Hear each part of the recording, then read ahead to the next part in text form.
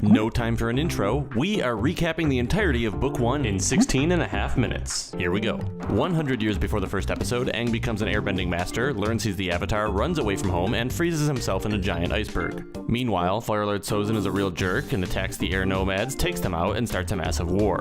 Fast forward 100 years. Episode 1, The Boy in the Iceberg. Katara and Sokka are out on a fishing trip when they get into a tiny sibling fight that smashes through a giant 15-ton iceberg. That's it! I'm done helping you! From now on your own! Siblings, am I right? The iceberg cracks open and lo and behold, there's a boy in the iceberg. You know, like the title.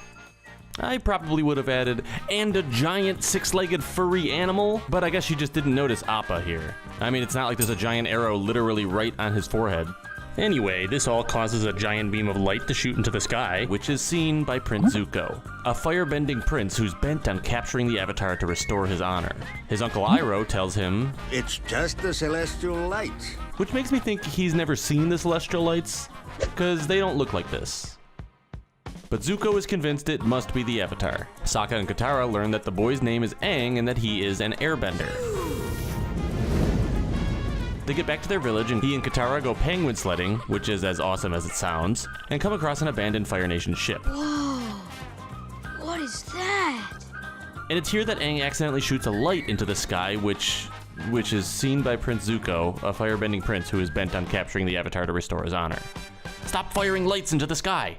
Episode 2, The Avatar Returns. Zuko and the Fire Nation soldiers show up looking for Aang. He agrees to go with them on the condition that they leave the village in peace. But Katara and Sokka are not having it. If we don't help him, no one will. Are you gonna talk all day, or are you coming with me? Aang sneezes his way out of trouble and escapes on Appa with his two new friends. The three of them resolve to go to the North Pole to find Aang, a waterbending master. Episode 3, The Southern Air Temple.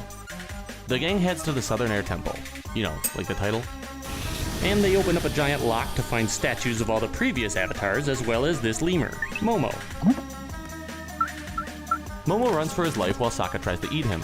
And this leads Aang to a terrible revelation, other than the fact that his friend is trying to eat his future pet. Firebenders? They were here?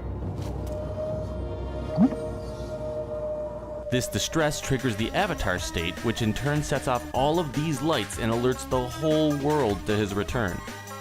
Well, I did warn you about setting off giant lights. Send word to the Fire Lord immediately. The Avatar has returned. Aang doesn't seem to have any control over the Avatar state, but Katara helps him snap out of it. I'm sorry. Meanwhile, Zuko and Iroh run into Commander Zhao, who tricks Zuko and interrogates their crew to learn that the Avatar has returned. Although, if he had just waited like 5 more minutes, he would have found out with the rest of the world, so he kinda wasted his time. That's alright. He's sort of a jerk anyway. Episode 4, The Warriors of Kyoshi. Aang has no idea where he's going. You have no idea where you're going. See? So they get a little lost and are captured by the Kyoshi warriors. Wait a second, there's no way a bunch of girls took us down. Sokka can't accept that he was beaten by a girl and tries to prove to them that he's tough. That is until the leader of the Kyoshi warriors, Suki, gives him a lesson in humility. I would be honored if you would teach me. So when Zuko attacks their town, Sokka fights alongside Suki and helps drive them away. Oh, and this happens. Ooh! Episode 5, The King of Omashu. The gang heads to Omashu and destroys a cabbage cart. My cabbages! Before meeting with their eccentric king. Let us leave. Yeah, he's kinda out there. He makes them solve a few riddles before fighting Aang himself. And this geezer is swole. But Aang passes his test and learns that the king is his old friend from the Earth Kingdom, Bumi. Boomy, you're a mad genius. Episode 6, Imprisoned. Katara sees a young man earthbending. Hey, you're that kid. They find him in town and learn that earthbending is prohibited. But when the Fire Nation captures him, Katara decides to get imprisoned with him to try to save him. She rallies up the earthbenders with her motivational speech, and they fight off the Fire Nation. The time to fight back is now. I can tell you the Avatar has returned. So remember your courage, Earthbenders. Let us fight for our freedom!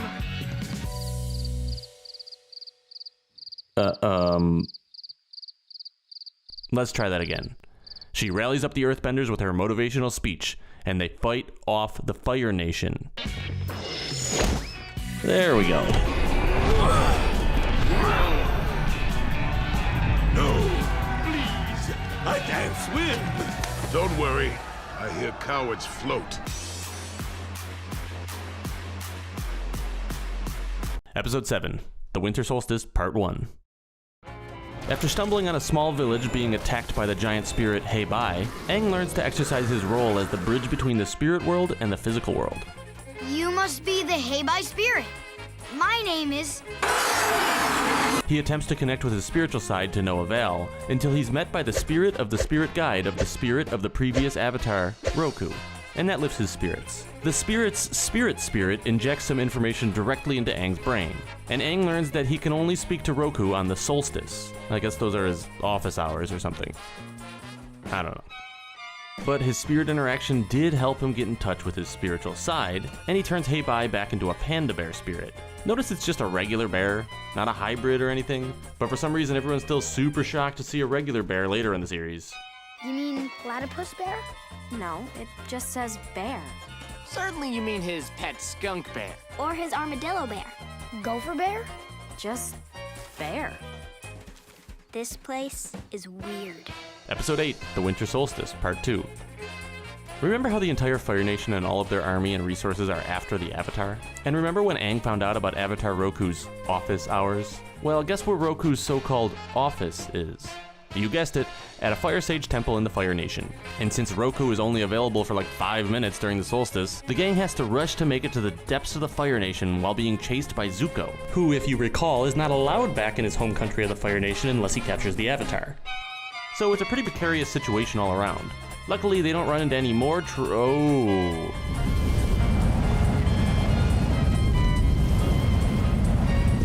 Fire! So just to recap, Aang needs to get into the Fire Nation, Zuko needs to catch Aang but isn't allowed in the Fire Nation, and Zhao wants to catch Aang before Zuko, and wants to catch Zuko if he tries to enter the Fire Nation and have him arrested. So, who are we supposed to be rooting for again? Well, okay, not him. Yeah, okay, maybe not him either. So they fight their way into the temple with the help of this guy. And Avatar Roku tells Aang about Sozin's Comet, a celestial object that comes around every 100 years and amps up all the firebenders. So Aang has to master the other 3 elements in less than 1 year in order to defeat the Fire Lord before the comet arrives. Seems like Roku really loves to set deadlines. Episode 9, The Waterbending Scroll.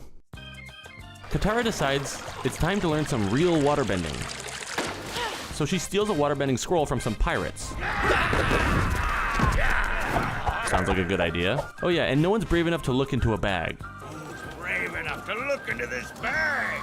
I mean, what could be in there? I have to know. So they destroy some cabbages and get out of town. Unfortunately, Fire Nation Team Rocket is hot on their tail, and Katara gets jealous of Aang's natural waterbending talent. Will you please shut your air hole? Believe it or not, your infinite wisdom gets a little old sometimes. Why don't we just throw the scroll away since you're so naturally gifted? Zuko and the pirates attack, and Sokka gets jealous of Aang's natural ability to get kidnapped. Oh, what? I'm not good enough to kidnap? Ah! Iroh delivers some of his world-famous wisdom. Aang, this is all my fault. Yeah, it kind of is. Just before Sokka cleverly starts a fight and helps them escape. Episode 10, Jet. The gang starts traveling on foot to avoid being seen by the Fire Nation. How's that working out for you? Luckily, they're rescued by this dreamboat. Hey, Hi. Jet is a vigilante/grass-chewing enthusiast who really knows how to turn on the charm. His flirting skills include one-liners, romantic vine rides, and destroying entire towns full of innocent families in the name of misguided revenge. That last one didn't work so well, though. All those people. Jet, you monster! Luckily, Sokka trusts his instincts and evacuates the town before anyone gets hurt. Episode 11, The Great Divide. What, you think this is a pointless episode? Well, did you ever think about the fact that this is the first time Aang has to exercise his duty as the Avatar and keep the peace between 2 feuding families? No, I didn't think so. And after a few hiccups, Aang is able to bring these 2 bitter enemies together. And all he had to do was make a bunch of stuff up and partake in some revisionist history. I made the whole thing up. You did not. Episode 12, The Storm. A major storm hits, which means it's story time. First up, Aang tells Katara about his life before being frozen. He used to throw cake at people until he learned that he was the Avatar. He found out that the Eyebrow Gang planned on taking him away from his cake-throwing teacher, so Aang ran away and froze himself. Meanwhile, Iroh tells the tale of Zuko's exile, how he spoke out of turn at a meeting and his father sat him down and had a stern but reasonable talk about the importance of waiting your turn. No, wait, he shot actual fire at his face and then banished him from the entire country. I always get those confused. Episode 13, The Blue Spirit. Sokka and Katara get sick and their symptoms are coughing, fatigue, and being hilarious. Ah! You guys are killing me. So Aang has to go get some frozen frogs. It makes sense, just trust me. But before he can get the frogs back, he's captured by Zhao, with the help of some new kids. Just when all hope seems lost, the mysterious Blue Spirit saves him. The two escape together, but not before the Blue Spirit's true identity is revealed. It's Prince Zuko? And he would have gotten away with it too if it weren't for those meddling kids. And their frog too. Aang thinks maybe he and Zuko can be friends. Yeah! They can't. Episode 14, The Fortune Teller. After the frogs cured Sokka and Katara, they came across a town that relies on an old fortune teller to predict their future. And Aang meets a girl who definitely doesn't sound exactly like Toph. I love fighting. I love being an earthbender. I wonder if my true love will give me a rare flower. Good luck with that. The fortune teller predicts that the town will be safe from the dangerous, obviously erupting volcano. But Sokka is like, hold on, that obviously erupting volcano is obviously erupting. They risk their lives to stop the volcano and nobody learns anything. But Aunt Wu predicted the village wouldn't be destroyed, and it wasn't. She was right after all. I hate you. Episode 15, Bato of the Water Tribe. The gang run into a friend of Katara and Sokka's father, Bato of the Water Tribe. You know, like the, well, you get it. They experience some waterbending culture and Aang feels left out. But when an irresponsible messenger gives an important map to their dad to some random kid instead of Bato... I'm looking for Bato of the Water Tribe. I know Bato. Make sure he gets this. Aang decides not to give it to them. Not a great moment for Aang. Of course, the others learn about this and it seems this might be the end of Team Avatar. This is the map to our father. That is until this thing shows up and starts licking everybody. The gang have to work together again to defeat Zuko and friends, and all is forgiven. Episode 16, The Deserter. The gang walk into a Fire Nation town where they're all fired up with their, fire. They decide to keep a low profile by going up on stage in front of hundreds of people in the center of a fiery light show and doing some airbending. And suddenly they're on the run. What else is new? They meet Zhang, a Fire Nation deserter who reluctantly agrees to teach Aang firebending basics on some leaves. But Aang's like, nah, I'm ready to shoot fire in every direction. He shoots fire in every direction and accidentally burns Katara. He's really been knocking it out of the park lately with Katara. Luckily, Katara learns that she has healing abilities. But Aang still decides he's not ready for firebending.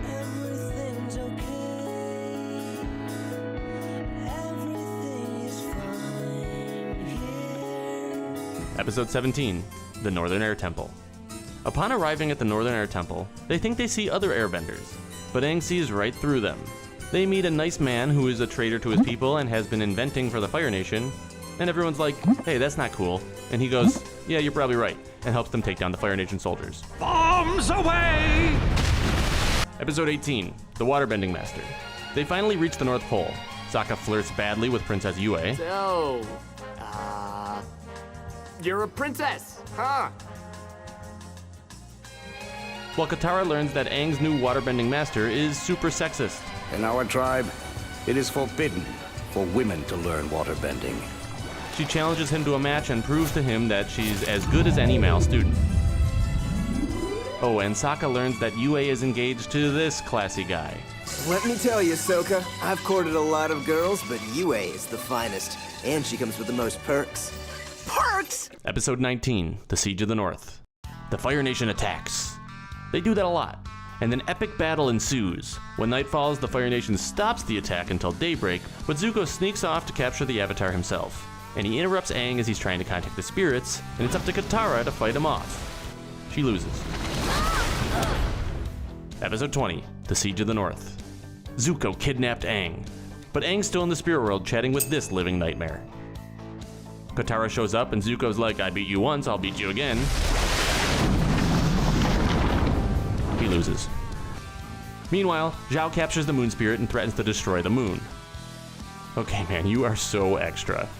So he does it and Iroh unleashes some awesome firebending. Zuko and Zhao finally have their climactic battle. Aang fuses with the ocean spirit and wreaks havoc on the enemy. And Yue decides to give back what the moon spirit gave her.